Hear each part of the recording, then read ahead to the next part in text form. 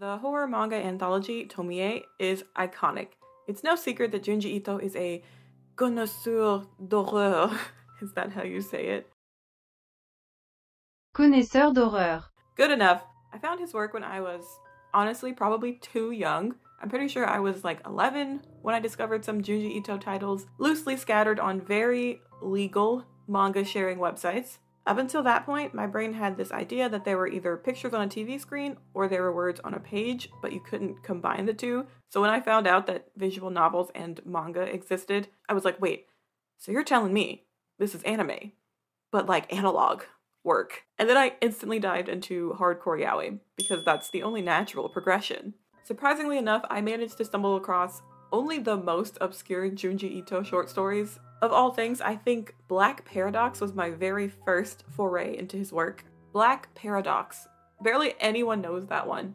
Eventually, I read my way up to Uzumaki, and that solidified my admiration for this artist, who, by the way, is pretty daggone nice and sweet. Watching interviews and reading his author's notes are always fun. He's like, here's the indescribable horror I made. そうですね。生理的な意味ではグリセリドといってですね、油を絞る漫画なんですけど、これ自分で書いてても気持ち悪かったですね。I never read Tomie until this year. I just always kind of put it off because the premise didn't seem that captivating. Tomie is an iconic femme fatale with a beauty mark under her left eye who torments men and is in turn murdered by them, although she comes back time and time again to move on to the next victim. It seems like such an open and shut premise, but I was still pretty disinterested. In my opinion, to want to watch the same character get murdered over and over again seemed like it would be repetitive, no matter how much they might deserve it. But I read Tomie anyways, just to see what the hype was about. On the surface, the plot description certainly is accurate. Junji Ito has been adding to this anthology since the late 80s, and they mostly follow a pattern. Tomie, a drop-dead gorgeous woman, inexplicably strolls into someone's life, chaos ensues, everyone becomes just a little bit insane, and the result is always Tomie being killed, specifically Disassembled. Up into pieces. But she always survives and then continues to torment other people. But here's the thing. I am a chronic overthinker. As with most stories that I consume, I would like to really dig into the Tomie anthology and come to a deeper understanding of other ways that we can interpret the series. Some other morals that we can glean from what's not being written on the surface. The Tomie series is like an iceberg.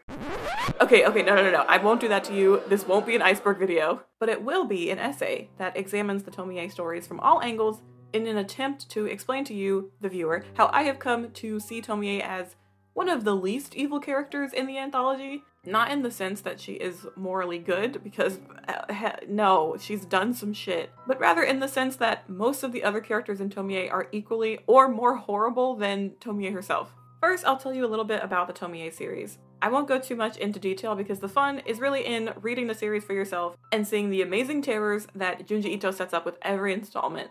And there are beautifully drawn, nightmare-inducing images that I won't be able to show on YouTube because they are quite potent. But I will do a brief overview of the plot.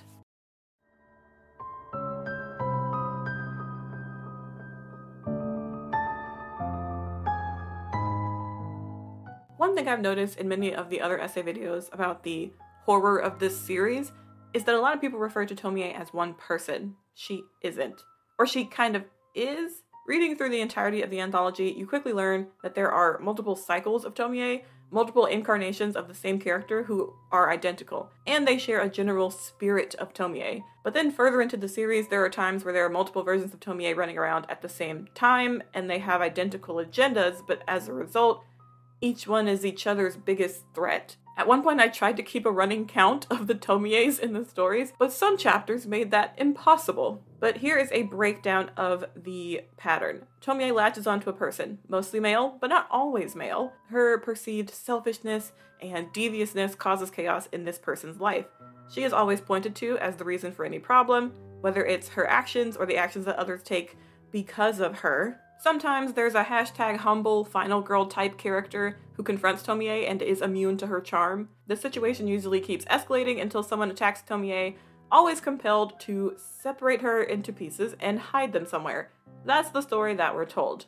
Tomie is always the instigator, and yet Tomie is always the final victim. This is a much smaller thing I've noticed, but Junji Ito likes playing around with names. because I noticed that most of the final girl type characters have names ending in ko, and a lot of the guys that Tomie targets at first have names that start with T. I just thought that was interesting. The pattern doesn't happen all the time, but just enough for me to take notice of it. Also, Junji Ito, he loves a final girl with short hair. The shorter the hair, the more final the girl. The first story is actually after her death. During a class field trip, the young schoolgirl Tomie is killed indirectly by her teacher and her boyfriend because she's antagonizing them about the relationship that her and her teacher had been secretly having. The teacher convinces his students to help him cover up the accidental death by just separating her into 42 pieces, and they all agree to carry a piece home and then hide it to thwart the authorities. However, a few days later, Tomie comes back like nothing happened, and she shows no anger or outward resentment towards anyone. She has either a happy face or a straight face in all of the panels that we see her in. We don't actually know what she's thinking, which is arguably the most terrifying part. We don't know what she wants, but she's just back. This causes her teacher to be institutionalized, and most of her classmates to slowly go insane.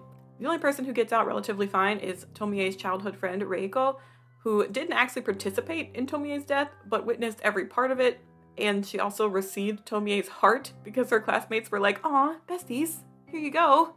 At the very end of the story, Reiko finds out that the individual pieces of Tomie's body are growing new versions of her, which suggests that somewhere out there are 42 Tomies, I guess. The second story starts by establishing that Tomie's teacher, Takagi, has broken out of the institution he was in. But the main story revolves around a girl, Yukiko, who's hospitalized and waiting for a kidney transplant. Her friend and low-key crush, Tadashi, visits her until he begins seeing a beautiful girl named Tomie. Tomie pops up, starts taunting Yukiko about her crush on Tadashi, who Tomie has now seduced. When she's with Tadashi, Tomie is quite bratty, but he can't bring himself to leave her. He mentions that he found her on a beach one day, presumably the same beach that has the cave where Reiko saw the Tomie sprout.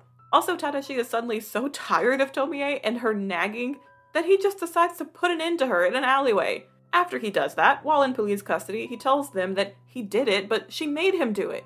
He says there's some supernatural urge that compelled him to dismantle her. Hospital staff declares Tomie dead, but are like, "Ooh, free kidney!" So Tomie's old teacher shows up, claims he's her father, and allows them to harvest her organs, and they just don't ask for any proof. A month after Yukiko's Tomie kidney transplant, she starts to experience intense tummy hurt, and the doctors discover that a small Tomie is growing inside of her. It's confirmed that any section of Tomie will regenerate into a new body if left unharmed. They remove the Tomie tumor, and the fetus begins growing into a whole-ass new Tomie. By the beginning of the third story, newly grown kidney Tomie is being studied in the hospital basement. Another patient in the hospital, Sato, discovers the secret basement lab. He encounters Yukiko, who is somehow perfectly fine and healed despite supposedly still being one kidney down. The doctors see that Yukiko's body has residual Tomie cells that are healing her to the point where the cells are slightly cancerous. Lab Tomie begins latching onto a Dr. Tamura and successfully sweet talks him into freeing her from the lab. Also, it's revealed that the only way for her to be destroyed is to be burnt. Meanwhile, Yukiko is starting to grow taller and have more silky hair. She's turning into Tomie, isn't she? The other Tomie returns to the hospital to set fire to any remaining Tomies, but then Dr. Tamura catches her and strikes her down. Takagi, her old teacher, who has been living inside of the hospital basement in a cabinet this whole time, comes out and burns everything. Okay. The next main arc of the story is when Tomie is back in school somehow. Our main girl for this arc is Tsukiko, a photographer in the school who manages to capture images of Tomie and reveal strange metaphysical anomalies on her body. Tomie hates this, and so she uses her random goons and Tsukiko's crush, Yamazaki, to try and end the other girl. Also, Tsukiko's a real one. She's so unimpressed and unshocked at all of this happening. Even when they barge into her apartment and tie her up and she's fighting for her life, she's wearing a Willy Wonka t-shirt. Amazing. Tomie traps her, so Tsukiko tells her that she's a liar and a sick person, which causes Tomie to be so upset that her head begins to split. Her goons try to help take off the new growth, but they, snip a little bit too much off the top, so then they just kind of all retreat. Tsukiko is left to clean up the mess, and in the fifth story, she and her crush, Yamazaki, make amends. even though he literally tried to murder her like a couple days ago in the name of Tomie, but okay. He tells her that he hears Tomie all the time, compelling him to do evil, horrible things. Even the carpet with Tomie's blood on it begins talking to him. Then Tomie begins growing out of the fibers in the carpet, enticing Yamazaki and seducing him until her goons show up. They try to take out Yamazaki, but in turn, that pisses off Tomie, and so she tells one guy to go take a long fall. So he jumps off a balcony and the police arrive to take Yamazaki away to an institution. When Tsukiko tries to tell the police about Tomie, it turns out that it's just a limp piece of carpet tarp. Tsukiko drops out of school, moves, and then they haul the carpet off to a junkyard, which is located next to Yamazaki's mental hospital.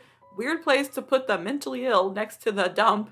From his window, he sees the carpet unravel and a bunch of Tomie babies start growing from it. Not a big deal. It's honestly not my favorite ending of all of the Tomie stories. Tsukiko's saga continues in the 6th installment as Tomie resurfaces in her life sometime later. She lures Tsukiko to her house where Tomie has taken an old man and his daughter captive, forcing the old man to help her figure out the supernatural force that causes her to regenerate. Turns out she is actively trying to end her cycle of reincarnation. Tsukiko tries to escape and finds the old man's real daughter in a room where they have injected her with Tomie cells and turned her into a strange Tomie-like caterpillar abomination thing. And then she finds the real old man because the fake old man is the teacher from the first frickin' story. Tsukiko escapes and we never see her again. The next few chapters are more one-offs than anything else, so I'm gonna go through them kind of quickly. In this one, hikers on a mountain find the body of Tomie, who is alive, and tells them that her old boyfriend dumped her there in pieces. They're kind of just like, oh, okay, she's a little bit delirious, because, like, that is impossible. One guy helps her, but then sacrifices everything for her until he freezes over. Only one man, the one who isn't actually interested in Tomie, is left trying to survive in a cabin with her. She reveals that her old boyfriend is actually his brother, which is a coincidence because that guy was only hiking in the mountains to look for his brother, who went missing. He starts thinking, oh, if my brother really did try to chop you up and leave you here, then maybe you deserved it. Maybe you're a monster. So he attacks Tomie, finishes the job, stumbles upon the body of his brother, who another Tomie is munching on. I can't even show the image, dear lord, it's so disturbing. Meanwhile, the Tomie that he stabbed is like ominously in the background as he's like looking upon the other Tomie. Yeah. In another story, a salesman travels around trying to sell people what are essentially Tomie seeds, like little nuggets of her, and he promises that anyone who wants a beautiful daughter should plant the meat seeds in a garden. Fucking meat seeds, man. No one buys these, so he gets mad and then dumps them in a nearby basin. Then men in the village begin to jump into the basin and never come out. Turns out there are aquatic Tomies that have adapted to the coral environment, and they just randomly emerge from the lake and walk out of town. That's it. Just another Tuesday. Tomie comes across a painter and tells him to capture her beauty. He comes up with this like gorgeous painting, but then she ridicules him because she says it doesn't capture her full beauty. He becomes super obsessed with her, and then his paintings suddenly turn into these weird, gory images that we kind of saw with Tsukiko's photographs of Tomie. So Tomie is weirded out. She moves on to a sculptor, but then the painter tracks him down, finds the sculptor, ends him. He forces Tomie to stay with him until she insults him so much that he slashes up her face to the point of not aliveness. Of course, all of these pieces of herself are beginning to regenerate, and he just kind of sits there and watches them, and he like passes away from sitting in one place for forever. This story is actually the story of the mountain guy's brother. Tomie is injured randomly one night. A man comes across her and saves her, but she knows she's dying, so she tells him to bury her but not burn her. Later, this guy finds that Tomie's body has a new sentient growth, so he just recovers the growth, but then it tells him to burn the body. Basically, it's a back and forth thing where the growth that he saved hates the body that it just sprouted from, but meanwhile the body that he left behind has now gotten up and walked away. So now there are like two different Tomies in the city who are trying to end the other Tomie. Neither of them will acknowledge that they're Tomie. They're adamant that they are independent from each other and that the other one is an imposter. This is weird because we've seen before that multiple Tomies can exist in harmony. In fact, they can even thrive together if they're all working towards the same goal. So it's baffling that suddenly all of that has just gone out the window. The 11th story is interesting. This is a female-centric story in which two school-aged girls find a lock of Tomie's hair, and it captivates them to the point where they stick it to their heads. From there, they both start this cult of Tomie between the two of them, where they have visions of her and she's talking to them and she commands them to do things because they've fallen in love with her. The main girl goes insane and implants Tomie's hair everywhere on her body, like even her face, before both girls are eventually taken over by Tomie's hair to the point where they can no longer breathe or see or move. The next story is just straight up messed up, man. A secluded older couple are rumored for their string of missing or deceased daughters, and there's a rumor around town that the couple eats the girls that they adopt to like feed off their youth or something. They also have a lone house helper, Satoko, who's super sweet and helps the lady of the house. One rainy night after they've lost yet another adopted daughter, Tomie shows up to their house and the couple take her in and begin pampering her. But Satoko is suspicious. Tomie becomes ruder and ruder to these people, and somehow the old woman is compelled to try and nibble on her a bit, like she kind of fulfills the rumors about them, but like it's as if Tomie influenced her, because in the previous scene Tomie told her like, oh hey, there's rumors about you guys eating your adopted daughters, and then like the next scene the lady has the compulsion to eat Tomie. Okay, this causes Tomie to run and seek solace with the old man instead. Meanwhile, Satoko has a beautiful heart-to-heart with the old lady, and the old lady says she wants to adopt her. Like, she's been so nice to them for so long, and she would love to have Satoko as an official daughter, which is what Satoko has been waiting for so long. And so Satoko goes to get some water, and then she comes back and freaking sees the old lady just unalived on the bedpost. Okay. Now that the old woman is gone, Tomie controls the house like a tyrant, and so she torments Satoko, but it's revealed that Satoko actually has been poisoning all of the girls that the old couple has ever adopted. So that's what's been happening to the girls, unbeknownst to the old couple, because she's secretly hoping to get that inheritance money. So Satoko is wondering to herself why Tomie isn't succumbing to the poison that she's been slipping her since night 1. One night she tries to sneak into Tomie's room to finish the job for good, but the old man has already beaten her to it. Early bird gets the worm. He says he was overcome with a strong urge to dismantle her. The old man also kills Satoko too, by the way, so she won't squeal to the police. So after everyone in the house has been wiped out, Tomie calmly gets up like nothing happened, and then she just waits for that inheritance check to roll in. Get your coin, queen. In story 13, a group of 4 brothers meets their new stepmother, Tomie. Also, we see Tomie sporting an unusually shorter haircut, maybe to make herself look more mature. 3 of the brothers are obsessed with her, but one brother, Hiroya, who is deemed the ugliest and stupidest, is just not interested in her. Pretty soon, the brothers start fighting over Tomie, and she shows each of them some motherly love. And soon after, the father just like dies for plot convenience, so now she's like up for grabs. Tomie, of course, targets the one brother, Hiroya, who doesn't respond to her advances. She's intrigued that he isn't interested in her. In fact, she seems upset by it. Tomie's attention on Hiroya forces his brothers to ostracize and bully him until one day they let him out of this cell that they had locked him in the basement. But they only do it so that he can drive away the parts of Tomie's body. And so Hiroya is like, what the heck happened while I was down there locked in the basement cell?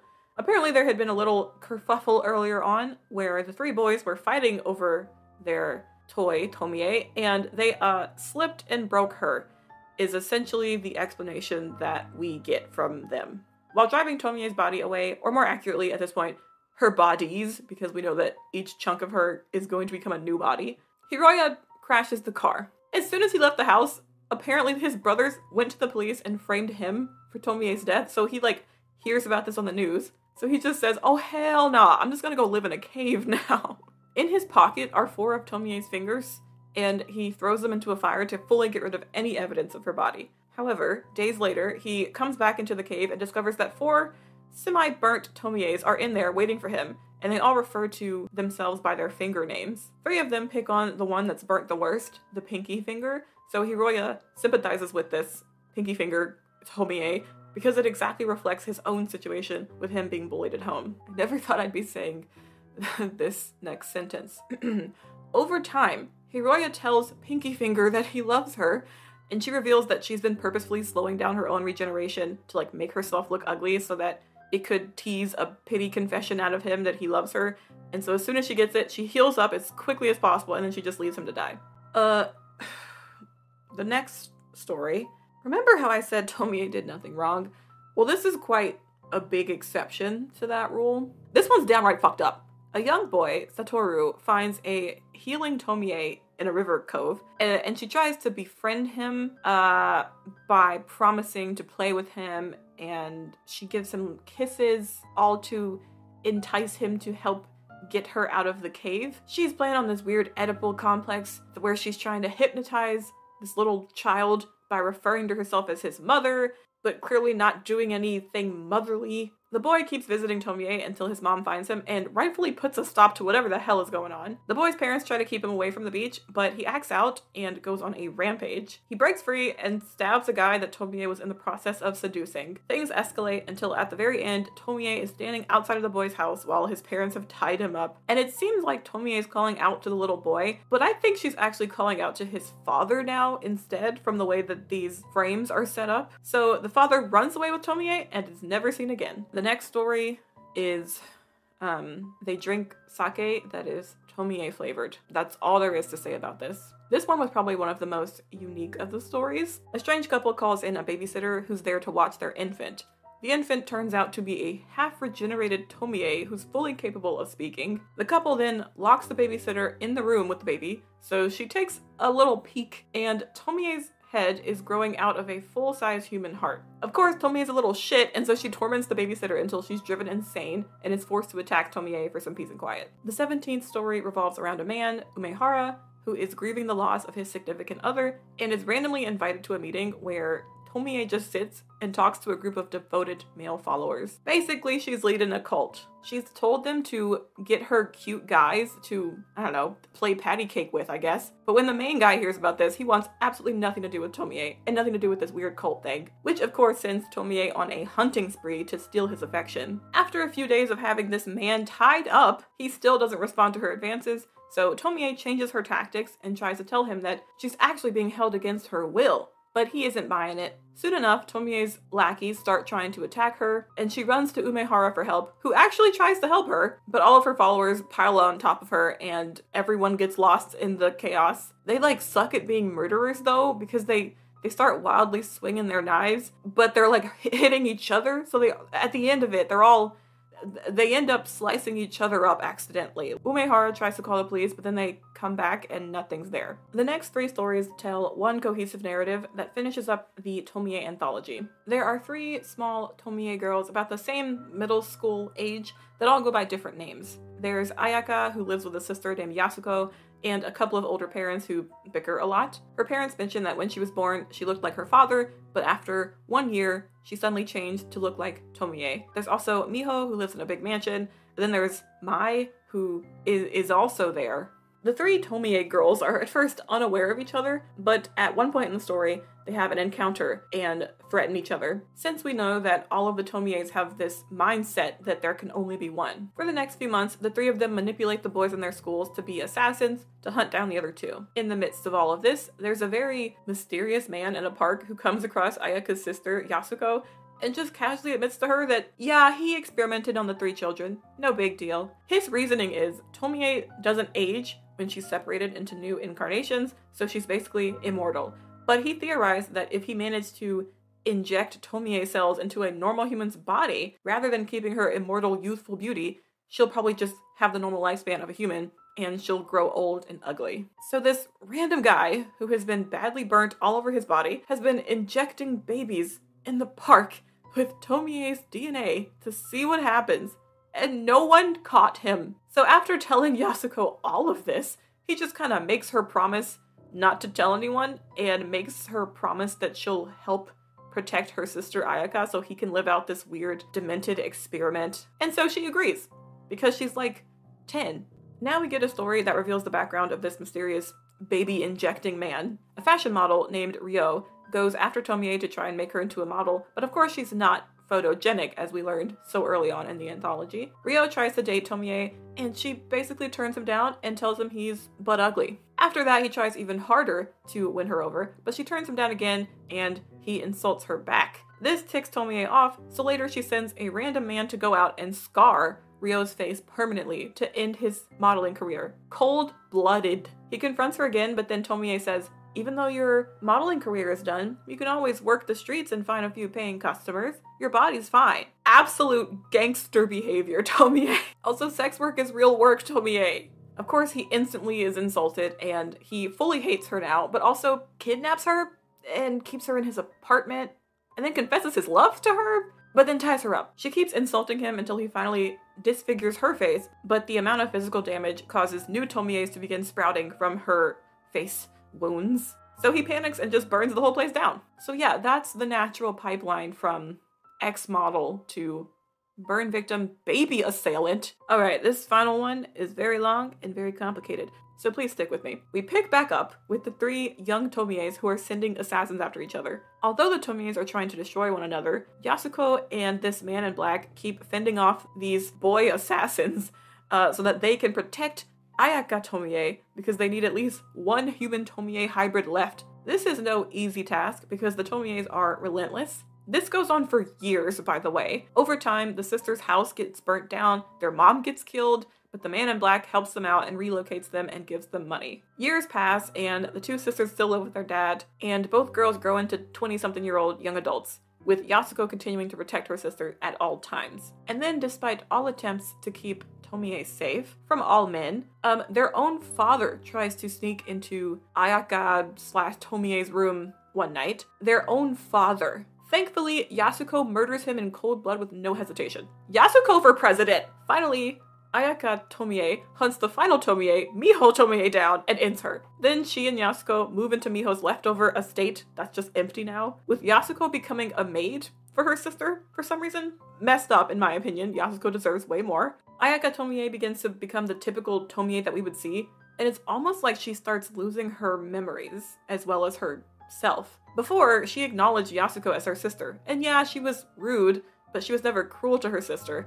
But within a few days of inheriting that big estate and having all of the other Tomies wiped out, suddenly Ayaka is turning her sister into a servant, and she even has Yasuko refer to her as Miss. There's a scene where Tomie is trying to go out, but of course Yasuko and the man in black have to keep her away from men at all costs, and so they tie her up to keep her safe. In that moment, Tomie doesn't even recognize who the man in black is. But a few pages ago, she was fully aware of the fact that he's the man who's been helping them, even though she clearly doesn't know that he also is doing this just to get back at her. So then I guess that once the other 2 Tomies died out, her personality became even more potent in a negative way, as in she starts embodying the worst of the worst traits of Tomie, like she's like a more concentrated essence of Tomie. Once Ayaka is tied down, Yasuko tells her that she'll rot there and grow old, and the psychological agony that causes Tomie is so intense that it causes her to immediately start splitting. Yasuko and the man in black decide to just keep Tomie extra safe and unsplit by drowning her in concrete and trapping her in a giant solidified block. Yeah, that'll definitely get her to trust you guys. And then there's just an entire montage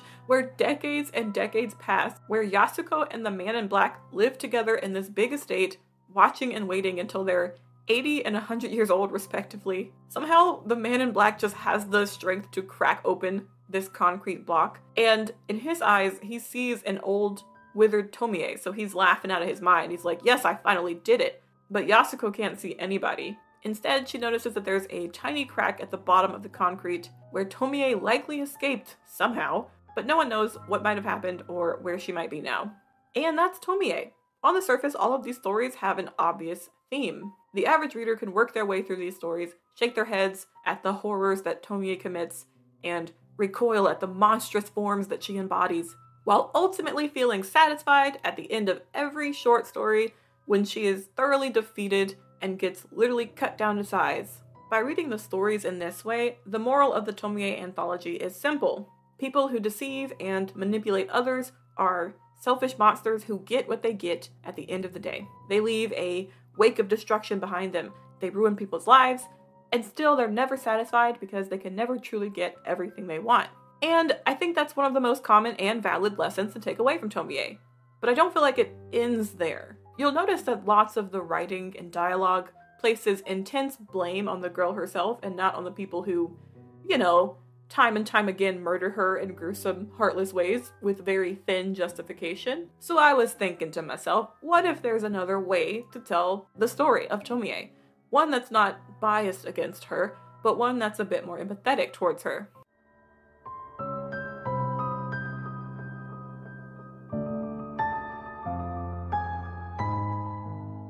There is a girl who is told that she is nothing but beautiful and attractive, and so it becomes not only her entire personality, but the only thing that others recognize her for. We don't know for certain if the first chapter of Tomie is the first time she is a victim, since there is one moment where her teacher is talking about her and says that Tomie was never a normal human being to begin with. At first that made me wonder if the Tomie cycle, the Tomie timeline, has been going on for even longer.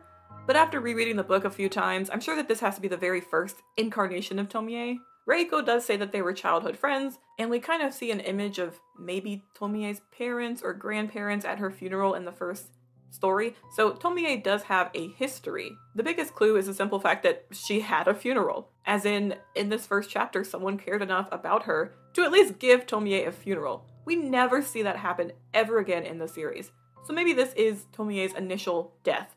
In that case then, I think it needs to be emphasized that the character Tomie is only 15 years old. 15-year-old Tomie is being taken advantage of by her teacher. And of course her juvenile brain is convinced that they're in some relationship that has equal levels of power and equal levels of respect and status, when clearly that's not the case. One day, on a class field trip, she confesses to her teacher that she thinks she might be pregnant. This could be true, or it could be a desperate attempt for attention, because her teacher has clearly begun to withdraw from her from shame. But whether it's true or a lie, I mean, she's 15 years old. I feel like it's not that crazy to think that a teenager would just say some shit to get attention. It doesn't make her insidious, and it doesn't make her some evil, nefarious character. It just makes her like kind of a bratty teenager. Her teacher takes this as a threat.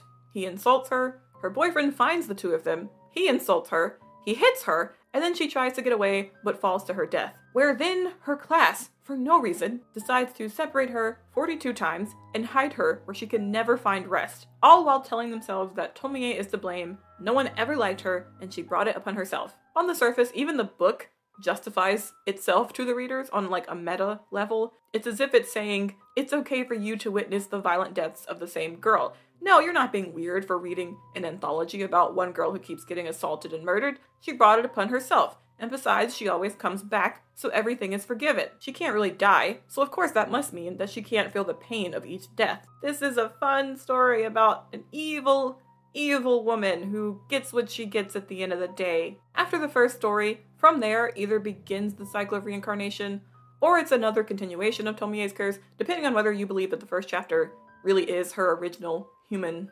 self. Tomie is shown throughout the entire series that her and her body don't matter. They will always belong to other people. In the second story, after she's attacked, the hospital takes her organs because of the word of one guy. The one guy who was, need I remind you, her original abuser, and who is so obsessed with controlling or taming or killing or capturing Tomie. I don't even think he knows what he wants from her, but he like tracks her down through the stories. Tomie has no agency over herself or her body, in life or death. People even like to keep souvenirs of her. I don't think this one guy just got Tomie's hair with her permission.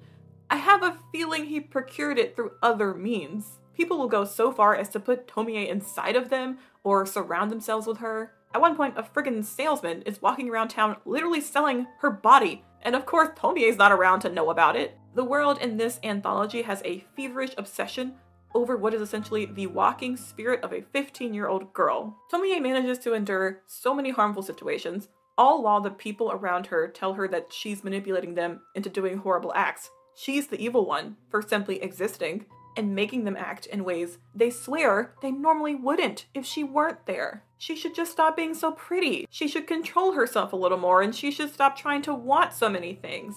She should leave them alone. Time and time again, Tomie comes back, and she seemingly has no active resentment towards anyone who's attacked her before. She is simply numb. I mean, she has such strangely normal interactions with Takagi, even though it's clear that she remembers who he is. To see her team up with the abuser who incited her death in the first place, the man who maybe got her pregnant at the age of 15, it's uncanny. But she does it only so that she can attempt to figure out just what is going on with her regenerative abilities. She wants to know why she's trapped. The main theme that I took away from this series is that Tomie is the embodiment of survival. To continue living, she is forced to always lean on her beauty and her charisma. Even though these traits save her life repeatedly, they are also the traits that people use as excuses to hurt her. She's forced to cling to the men around her for her own safety, which is ironic because there's a balancing act that she needs to do all the time. Throughout the entire series, Tomie has to figure out ways to appeal to men just enough so that they'll either deliver her from a bad situation that she's started in, or help her get away from a previous abuser. But she also can't appeal to them so much that these new guys will snap and harm her, which she knows is going to happen eventually. That's the big epiphany I had when reading Tomie through a second time. When you start to read the stories from a perspective of Tomie's struggle to survive, you start to freaking admire her for being as persistent as she is. You start to root for her a little bit. You start to appreciate the weird, fucked up ways she effortlessly adapts to her environment. And you start to hope that people just leave her alone and let her live a normal life for once. The narrative likes to tell us that Tomie is spoiled, that she always gets what she wants. And it's right, it's correct. She has to manipulate people to get what she wants. If I were stuck in a situation where the last person I interacted with tried to kill me, and I know the next person I will interact with will eventually kill me, then hell yeah, I'm taking some rest breaks in between to get someone to bring me some foie gras and caviar. Like, God forbid women do anything. Yes, for sure, Tomie is a brat. She is a bad person, no doubt about it. She does manipulate people and say harmful things, and this chapter still sends shivers down my spine because of how toxic and insidious her survivalist behavior can get in the stories. Because this wasn't senseless manipulation. This was intentional on Tomie's part. She targeted a child because she needed food, because she needed to heal from a previous attack, so she had to cling to him. In this moment, to survive, she knows she has to play her usual cards. She knows she has to charm her way to get help.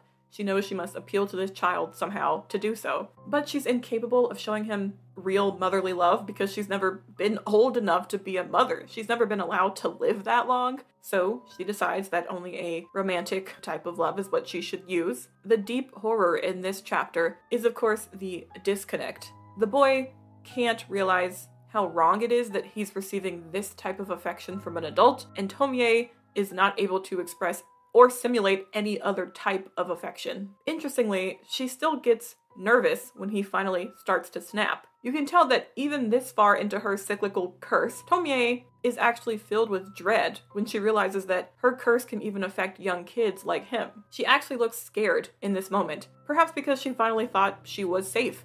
She even jokingly says, "Hey, maybe wait 10 more years until you decide you want to fall victim to my influence, kid." She's saying here, hey, let me stay here on this beach in peace for one damn moment before you get obsessed with me, just like everyone else. Of course, she is the one who essentially started it, but I have a feeling that she's in a catch-22. In the cave, if the boy had come up to her and she had tried to shoo him away and tell him to get lost, she would either rot there and take way too long to regenerate, maybe even die again from starvation or exposure to the elements, or maybe the boy would go off, tell his parents about it, and then maybe his father comes down to check it out, and then suddenly his father's obsessed with her, and then she's stuck with another problem. So you can see how much of a dilemma she has to deal with on the spot in a split second, and how she has to make her choices. But no matter what, she always chooses herself. She always chooses to live, to survive, whatever that means to her. To us, as readers, Tomie is a morally wicked character. But wicked in the sense of how, like, the Donner Party was kind of wicked. The concept of being so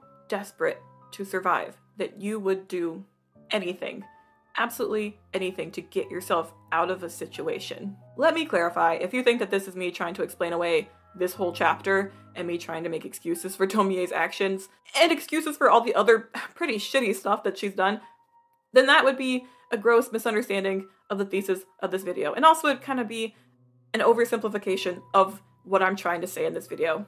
This is a horror anthology after all, so of course the main character in this anthology is meant to be essentially a monster to us, and Tomie is. But I'm saying that in Tomie's world, what does it mean to be a monster? What does it mean to be good or bad? After all, they're in this universe where anyone can slip into a murderous intent with the slightest provocation. I mean, there are some good people, there are some good exceptions like Umehara, who even tries calling the police for her, and the old couple took her in, and I think the old man and his daughter took her in. So yeah, there are some decent people, but the vast majority of the other characters, Tomie is as chaotic as other people are chaotic towards her. Obviously, even if they're done out of desperate self-preservation, Tomie is still responsible for her objectively bad actions, but so is everyone else in the book. Tomie did nothing wrong. She's by no means innocent to us as readers, but in this anthology, she did nothing wrong because so many other people in her universe are equally shitty and equally guilty of horrific crimes. I mean, honestly, what's worse? Stealing the crush of a fellow classmate? Or keeping someone locked in a basement and exposing them to radiation therapy to try to figure out what the heck is going on with their body? And obviously, don't prey on children. But obviously, don't prey on children! If you live in a world where evil and chaos are the standard, then if you yourself are evil and chaotic, you're just a reflection of what made you. So is that bad? Not to Tomie. For those thinking that, well, Tomie changes ages in the story, so no one knows how old she is. Maybe she doesn't even know how old she is, and she presents herself as mature, so how can we blame men for getting confused about that? After all, the female is solely responsible for open communication in a relationship. Not like that road goes two ways. Okay, in that one story with the cult, Umehara, the guy who isn't really interested in Tomie, openly says to her, quote, "You're still a teenager, aren't you?" End quote. And then he goes on to ask her where her parents are. When I read that the first time, it slammed me back into reality so quickly, because that means that people in the stories can tell that Tomie is not an adult. And yet men have still straight up married her, tried to make her a stepmother, and none of them, up until this one point with Umehara, none of them have ever mentioned or had any concern over her age. Unbelievable. And the thing that scares me the most is this one line that the Ayaka Tomie's father says in the final chapter of Tomie when he's in her bedroom. He says, quote, "I've held back long enough," end quote. Just how long? How many years were you holding back, huh? Reading that part of the story made my entire body go cold. Arguably, I think this story's Tomie, of all of the Tomies, was probably the most innocent, the most tame by comparison. So for her to turn out to not even be safe in her own home and be predated on by her father, her actual biological father, was disturbing. I just don't know how you can still claim her as the biggest monster of the Tomie anthology. So Tomie doesn't know what it is to be human, because this world is full of people who are just as twisted and selfish as they claim Tomie to be. The only difference is that they don't show it openly like Tomie does. Tomie just, quote, brings it out of them. She's not capable of love because others aren't capable of loving her. As a result, she's apathetic to everyone. She has learned to lose any shred of investment in her life or the life of others. She can't have any long-term plans because she doesn't even have a long-term life. So yes, Tomie is nearsighted and she's nearly insatiable because she doesn't know what she wants. Or she doesn't want anything. No matter what she does, she will be blamed for anything someone else does on their own accord. This isn't to say that she never manipulates people. No, she does straight up tell people to go out and hurt others multiple times in the stories. Tomie's comfort and her body have been violated so many times. Her boundaries have been crossed to the point where she doesn't give a crap about boundaries or morals. The world is dead to her. Infinitely humorous, but she has no capacity to feel anything other than occasional satisfaction, but mostly anger. I think Tomie feels so angry. Even still, even in a cycle of pain and destruction and anger, Tomie knows that the only way to get out of the trauma is to simply get through. For Tomie, this is her life. Jump around to as many people as you can. Have fun while you can. Try to indulge yourself as quickly and as much as possible. In the end, no matter what you do, someone that you're close to will try to end you. And when that happens, you just accept it. Maybe you throw a fit, maybe you cry, maybe you try to appeal to them in any way that you can. But in the end, it happens. You take the pain, you give them a show, you scream and you plead to them and you play your part. They'll finally leave you alone after it's done, and then you'll be able to finally move on. Only for it to all happen over and over again. Why does she keep going? What does she want? What is Tomie hoping for, if she's even hoping for anything? By reincarnating and having dozens of people ruin their lives over her, is this punishment on the world, or is it supposed to be punishment on Tomie? Honestly, I'm not so sure. One time I had this realization that she's kind of saving some of these girls in the stories. Like, it's framed as if she's stealing away these guys that the other girls like. But I mean, I think she's doing them a favor. Because girls, Tsukiko, Yukiko, Reiko, and Yasuko, if this is what your crush ends up doing to a girl they like, then yeesh. Maybe you dodged the bullet. Maybe Tomie has helped you out more than you could know. Yes, Tomie causes immense emotional and psychological damage to people, but in return, everyone around her inflicts brutal physical pain upon her. In my opinion, it's a pretty ham-fisted way to punish a woman, and very unequal and unfair. Yeah, she called a man ugly. Yeah, maybe she dated someone's dad. So naturally, it's okay to boil her in a vat of alcohol and then get drunk off of her soup? What the fuck? There are some unconsolidated Tomie chapters, like Tomie Takeover from 2018, which I think has 3 tiny parts to it. And there's also a crossover between Tomie and Soichi, but that one is super short and not really relevant to the actual Tomie lore. Tomie Takeover is interesting though. I didn't know about it until after I wrote the script because it was a short series that was published in a magazine, I think. And I found out about it last minute while making the video. And boy, does it validate so many of the claims that I made here. Tomie comes across this supernatural creature that can swap bodies with people. It swaps its body for Tomie's body, and then like in return she gets swapped into the guy's body. And so this entity expects Tomie to freak out and go crazy about the fact that she's not in her body anymore. But this guy just kind of stands up, instantly has this weird smile and vacant look, and he walks away. Tomie is in bliss. Meanwhile, the parasite in Tomie's body realizes that she has a peculiar penchant for becoming the victim of murder. So it tries to bail out of the body so quickly, but then realizes that it's stuck in there. Over time, it becomes sympathetic for Tomie, but sympathetic to the point where it falls in love with itself as Tomie. And so I can't really get too much into this because it's very disturbing, but it falls in love with the idea of Tomie so much that let's just say that it takes the Lego pieces apart from the inside. That's what I'm gonna say. Then the whole thing just ends there. It was probably one of the most gruesome, odd pieces of Tomie lore that I honestly wish we never got from Junji Ito. I wish he'd never made it. The art is amazing. Almost too good. Like realistic to the point where it's horrifying. I feel like I shouldn't have come across this. It reads like some sort of creepypasta story. Like, I found a secret unpublished final Tomie chapter that sent shivers down my spine. Either way, it's fascinating, and I'm so angry because I discovered these chapters after I had already written a whole script and a story that single-handedly confirms a lot of things that I just said about Tomie's struggle. So fine, whatever. Bottom line is, I feel sorry for my girl. I'm not sure what Tomie's objective is. Maybe she keeps going out of spite, out of anger, out of indignation, but also maybe there's some sort of hope somewhere in her. Even if there isn't, I hope that one day Tomie finds the peace that she so clearly deserves. Well, that was a tough one, a very tough one. Tomie is a tough story to stomach because it's filled with so many awful, awful situations and extreme, senseless violence against one girl, sorry, because I'm still not convinced that Tomie throughout the anthology is anything other than 15 years old unless it explicitly told us. The only time we get an actual age of Tomie is when we have Ayaka's human Tomie version, who grows up enough to be like 22. The story also has some gnarly illustrations, man. I couldn't show like half of them here. As a reader, you don't want to become desensitized to the violence that you're seeing, but eventually you get used to it. Then you start to expect it as much as Tomie herself expects it. A part of me had sympathy for her from the start, and once I committed to reading the story through the lens of sympathy, it became much more interesting to me, much more conflicting. It had a lot more depth to it.